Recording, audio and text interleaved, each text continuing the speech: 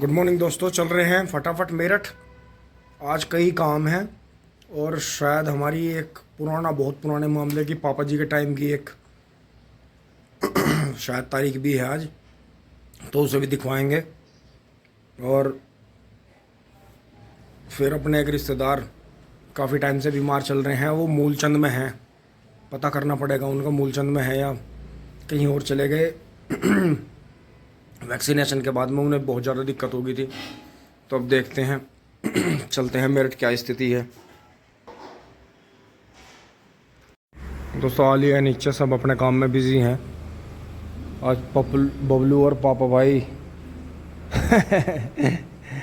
बबलू भाई और पापा जी जाएंगे अपने काम से थोड़ी देर बाद। अभी अपना यहाँ काम कर रहे हैं, अब हम भी चलते हैं फटाफट अपने काम से, फिर बच्चों के स्कूल के टाइम तक आना पड़ेगा भाग के। दोस्तों गांव से खेत में आ पहुंचे हैं, और खेत में आते जाते राउंड लगाना इसलिए ज़रूरी है क्योंकि गायों का इतना प्रकोप हो गया है। हमारे गांव में किसानों ने 5-6 गायें छोड़ दी हैं, तो वो क्या करती हैं, वो इक्खों में ही, क्योंकि बाहर तो उन्हें कोई चलने नहीं देता, उन्हें सब पीट के खेतों में घुसा देते हैं। और जैसे हमारे ट्रेंच के खेत हैं, जैसे खूड़ के बीच में जगह है, तो इसमें वो आराम से बैठती हैं, ना उनका दम घुटता, ना उन्हें दौड़ने में दिक्कत है, बैठने में अंदर ही अंदर खाती रहती हैं। ये पोगे जो छोटा बच्चा गन्ना फूट रहा है, इसे खाती रहती हैं और अंदर ही घुसी रहती हैं। तो उनका ये देखना पड़ेगा कि आते जाते दोस्तों हमें इसी तरह से कि कहीं ज़्यादा नुकसान तो नहीं कर रही, क्योंकि इन खेतों में अंदर अंदर बहुत नुकसान हो रहा है। गन्ने बहुत तोड़ रखे हैं, बड़े बड़े जूड़े भी तोड़ रखे हैं। तो आते जाते ये ज़रूर ध्यान रखें, क्योंकि बहुत ज़्यादा प्रकोप बढ़ गया है इनका। तो किसान जो हैं, जो कामयाब हो गए हैं, जिनका कैल्शियम बढ़ गया है, गाभिन हैं, जवान बची हैं, उन्हें पकड़ रहे हैं। और बाकी जो कंडम गायें कर दी हैं, उन्होंने दूध निकाल के इंजेक्शन लगा के उनके बेकार कर दिए, हाथ डलवा के वे छोड़ दी हैं। तो इनका बेड़ा गर्क इतना हो रहा है, क्योंकि सरकार तो छुड़वा नहीं रही, कहीं से बाहर से ला के छोड़ तो ये किसान ही रहे। तो इतना है कि यहाँ देखो किसानों ने ऐसा काम कर दिया, और हमारा जस्ट बिल्कुल गाँव के बराबर में ही चका गया। तो पंडित जी के यहाँ और हमारे यहाँ बहुत भयंकर नुकसान होता है। अब बढ़ते हैं आगे मेरठ की तरफ। गाँव से आगे हैं, और ये हमारे गांव के ही इधर चक हैं, और इधर ये सरकारी फार्म के चक हैं। दीवार हो रही है। और दोस्तों हमारे गांव का रास्ता आज भी कच्चा है। पीछे आपने देखा गांव में 2-3 कॉलोनी भी कट गई हैं, नोएडा गाजियाबाद स्टाइल की, शहरी बिल्कुल। और ये सामने देखो एग्रीकल्चर यूनिवर्सिटी खड़ी है सामने, बिल्कुल बहुत बड़ा कैंपस है। और जस्ट ये सामने हमारे से आधे किलोमीटर भी नहीं है, अगर बिल्कुल सीधा नापें तो सामने मेट्रो आ गई है। इधर भी ये सब कॉलोनी कटी हुई है, यहाँ भी सब कॉलोनी ही कटेंगी। लेकिन दोस्तों आप कमाल देखो, इस रोड को कैसे रोका हुआ है। ये तो कॉलोनी वाले बहुत कोशिश कर रहे हैं बेचारे बिल्डर, कि जब कुछ स्थिति आ सकती है काबू में, अन्यथा गांव वालों ने बहुत कोशिश करी, लेकिन कोई तो ताकत ऐसी थी क्षेत्र की, जो रोड इन्होंने आज तक पबर से गाँव की मेन रोड नहीं बनने दी। इस बात का बहुत खेद रह गया। हमारे भी छोटे से बड़े होकर हमारे भी दाढ़ी के बाल सफ़ेद हो गए।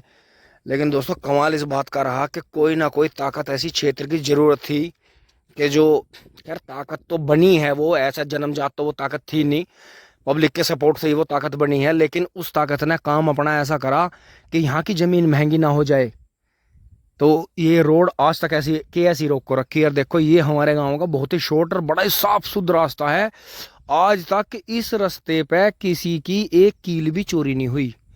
कोई लूटपाट की तो बात दूसरी, नू तो किसी ने, किसान ने किसी अन्य के का गन्ना तोड़ लिया, या मतलब 12 पर रखा कोई सामान इधर से उधर कर दिया, वो तो कोई बात नहीं होती। लेकिन ये रोड बेशक बियाबान जंगल की है, लेकिन ये 1 ही किलोमीटर का रास्ता है बीच का।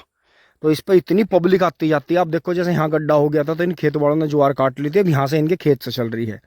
ये कह रहे हैं कि हम 2-4-6 मीटर में कुछ नहीं जाता, अगर हमें उचित मुआवजा मिल जाएगा तो चाहे वे कितनी भी चौड़ी कर लो। क्योंकि दोस्तों ये जो फार्म की दीवार हुई थी, ये उन्होंने यथास्थिति में करी थी। तो यहाँ जो है थोड़ी बहुत नाप तोल होकर काम चल जाएगा। ये खेत वाले चाहते हैं कि यहाँ रोड बनाए, क्योंकि रोड बनने से तरक्की आएगी यहाँ। लेकिन वो तरक्की ही किसी की आंखों में चुभ गई, इसीलिए ये रोड आज तक बनने नहीं दी। तो इसमें जो है अब बस बहुत थोड़ी सी कसर रह गई है। जो अपने क्षेत्रों में, गांवों में कॉलोनियाँ काट रहे हैं, और गांवों से निकल के शहरों में भी गए, गवर्नमेंट जॉब से भी रिटायर हुए, तो बड़े पावरफुल आदमी जुड़ गए हैं। तो अब देखते हैं, अब तो आस जगी है कि ये रोड अब बन सकती है हमारे गांव की मेन रोड, जो आज भी कच्ची है। पीछे गांव की तरक्की देख लो, हमारे जैसे यूट्यूबरों को देख लो, और सामने ये कैंपस है एग्रीकल्चर, सरदार वल्लभ भाई पटेल जो है एग्रीकल्चर का बहुत बड़ा, मैंने कहा वर्ल्ड लेवल का। और सामने मेट्रो आ गया, यहाँ ट्रेन का स्टेशन भी आसपास ही आ रहा है, इधर पावली खास है, इधर दोराड़ा है, तो आप देखो। और फिर NH58 है 1 किलोमीटर पे। तो दोस्तों ऐसा नहीं है कि आपको कहीं बहुत दूर जाना पड़ेगा देहातों में जब जाकर आपको कच्ची रोड मिलेगी, ये NCR में हाल है। और एक बहुत ही पवर सा जैसा, बहुत ही दोराड़ा क्षेत्र का बहुत ही तरक्कीशुदा गांव है, बड़ा अच्छा गांव है, लेकिन मेन रास्ता आज भी इसका कच्चा है। तो ये मेरे दिखाने की यही बात है कि आप अपने आप को ये ना समझें कि हम पिछड़ रहे हैं, हम नो हो रहे हैं। बहुत तरक्की करने वाला गांव भी की भी ये हालत है। देखो दोस्तों, कचहरी पहुंचने से पहले यहाँ कुटी चौराहे पे, यहाँ कुटी चौराहे पर रुके हैं। तो यहाँ अपने मित्र आ रहे हैं, अगर उनकी इच्छा रही तो उन्हें भी वीडियो में दिखा देंगे, सरप्राइज़ है आपके लिए। तो थोड़ा रुकेंगे यहाँ बस, फिर तारीख लगवा के फिर मेरठ में अंदर चलेंगे।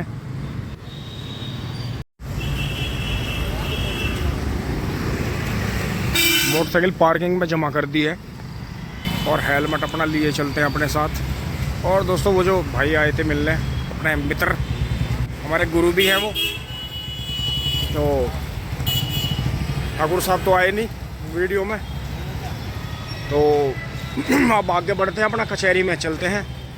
तो जो उनसे थोड़ी बहुत सलाह मशविरा किया है,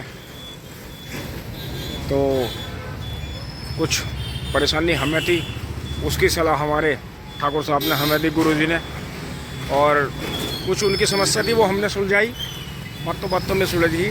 तो ऐसे ही है, अपनी आप कोई मन की बात हो तो अपने जो भी आपके करीबी हों उनसे ज़रूर बताएं, छुपाएं ना बिल्कुल भी, अपने मन को परेशान ना करें, क्योंकि बात करने से ही बात बनती है। तो दोस्तों अब चलते हैं फटाफट अंदर।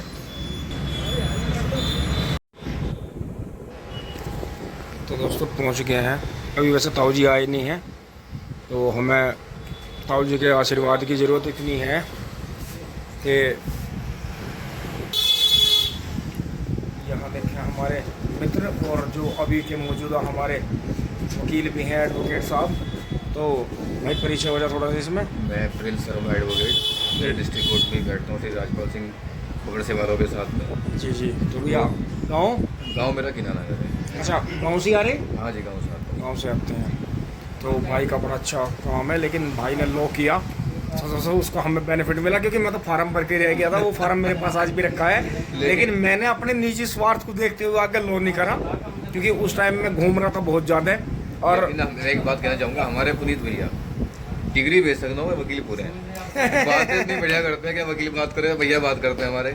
नहीं, बहुत सारे मामले तो जो मेरे से टकरा गए किसी कारणवश रिश्तेदारी में, चाहे वैसे भी मैंने कोर्ट लो नहीं पहुँचन दिए, मैं कह तो रहा हूँ, नहीं झगड़ा ही खत्म हो गया उनका। मैं ये बात तो कर रहा हूँ, मैं डिग्री बेच सकता हूँ, लेकिन जो है एक है वकील ही, भाई वकील कह लो या यूँ मान लो इंस्पायर कह लो, कि जैसा परिवार में से अपने यार दोस्त भी भाई बिल्कुल सही बात, अच्छे वकील हैं कोर्ट में।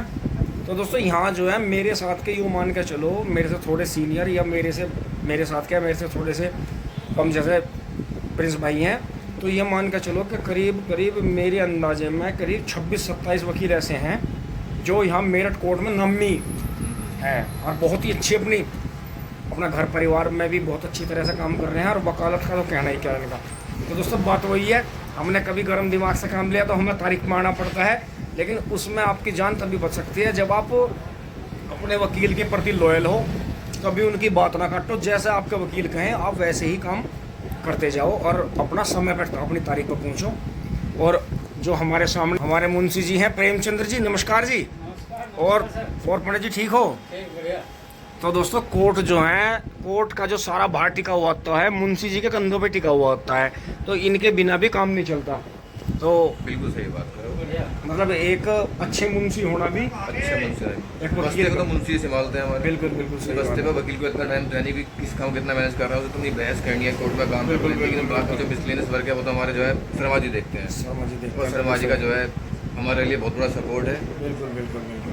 तो दोस्तों यही बात है कि आप पंक्चुअल, आप कोई भी काम कर रहे हो जो मिट्टी से जुड़ा हुआ, चाहे आकाश में हेलीकॉप्टर उड़ रहा हो, तो अगर आप अपना काम 101% ईमानदारी से करेंगे तभी आपको उसका अच्छा फल मिलेगा। अगर आप उसे बहुत ही हल्के में लोगे तो फिर आप भी हल्के में रहोगे। सबसे यही है, समय से पहुँचे और अपना कोर्ट के कामों में बिल्कुल ध्यान रखें। कोई आपसे कोई चूक ना हो। ताऊ जी आने वाले हैं, उससे पहले हम अपनी एप्लीकेशन लेके चल रहे हैं।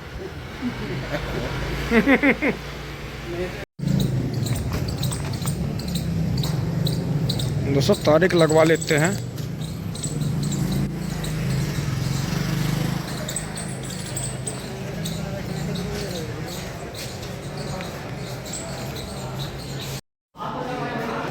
दोस्तों यहाँ तो आज ये कमरा बंद है, कक्ष नंबर 11। ये कोर्ट नंबर 13 में शिफ्ट हो गई है। और ये देखें यहाँ पत्थर रेलिंग लगी है, बढ़िया काम हो गया है। पहली पैड़ी ख़राब थी, काला ग्रेनाइट लग गया है, बढ़िया।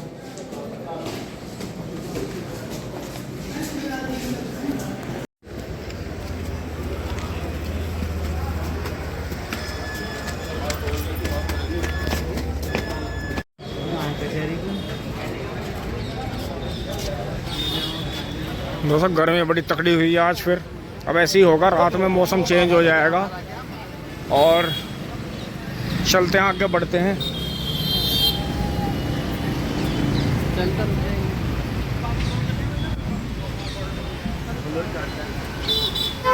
पार्किंग स्लिप देते हुए मोटरसाइकिल उठा लेते हैं।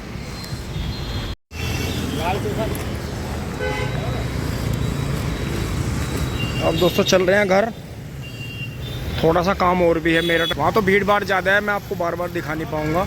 लेकिन दोस्तों कोर्ट कचहरी के चक्कर से आप भी समझ गए होंगे कि अगर आप पढ़ाई कर रहे हैं या आप कोई बिजनेस कर रहे हैं या आप गांव में शहर में कहीं भी रहते हैं, अगर आपसे बार बार पंगेबाजी हो रही है तो ये किसी के इशारे पे भी हो सकती है।